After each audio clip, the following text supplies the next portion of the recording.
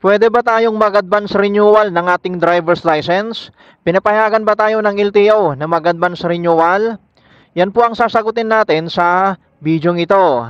Kaya kung binabalak mong mag-advance renewal, panoorin mo ang video ito. Para po sa mga nagbabalak mag-advance renewal, lalo na po sa nagtanong, sabi niya,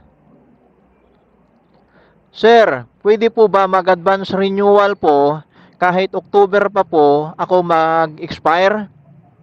Ang tinutukoy niya dito, yung driver's license niya, kung pwede na daw mag-renew kahit October pa ang expiration niya. Ayon po sa LTO, hindi po pwede. Ang sabi ng LTO, all license may be applied for renewal on or before but not earlier than 60 days from the expiry date. Ibig sabihin, pwede lang po tayo mag-renew in advance 60 days or 2 months bago ang expiration ng ating lisensya. Pero sa sitwasyon mo na October pa ang expiration ng lisensya mo, hindi pwede. Kasi ilang buwan pa yan bago ma-expire ang lisensya mo. Anong buwan pala ngayon? Dapat 60 days or 2 months bago ang expiration ng lisensya, doon lang tayo pinapayagan ng LTO na mag-advance renewal.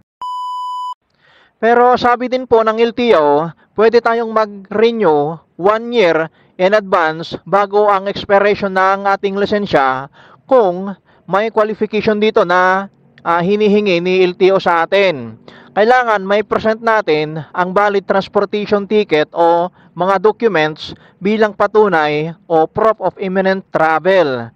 Yung biglaan na pag-travel o pagbiyahe nyo papunta sa ibang bansa. Halimbawa, nag-a-apply ka abroad, tapos biglaan lang na may tawag ka na. Syempre, hindi ka na makakauwi niyan para mag-renew. Pwede mo nang i-renew in advance ang lisensya mo, kahit 1 year pa ito bago ma-expire.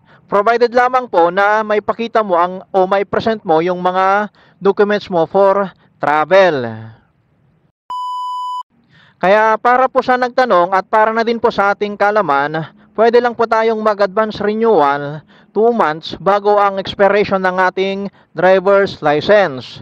Pero kung halimbawa, meron kang imminent travel, yung biglaan na pag-alis, mag-abroad ka o magta-travel ka abroad at hindi ka makakauwi para lang mag-renew, sabi ng LTO, pwede po yon kahit 1 year pa bago ma-expire ang lisensya mo. Provided lang na may pakita mo yung mga documents bilang patunay sa biglaang pag-alis mo ng bansa. Yun po yung qualification na hinihingi ni LTO sa atin para makapag-advance renewal kahit 1 year pa bago ma-expire ang lisensya natin.